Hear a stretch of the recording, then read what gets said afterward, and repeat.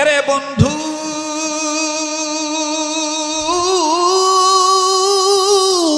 Mother বেঁচে আছে রে, তার মতন সৌভাগ্যবান আর কেউ নাই।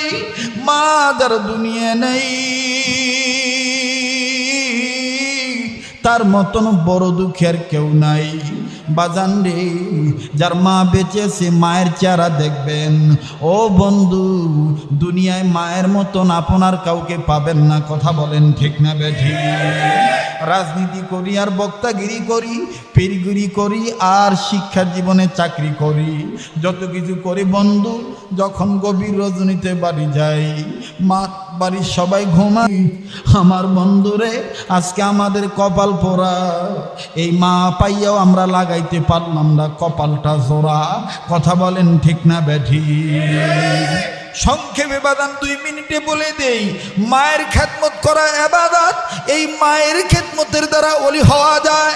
মায়ের খেদমত করার দ্বারা আল্লাহ তাআলা আল্লাহওয়ালা বানায় দেয়।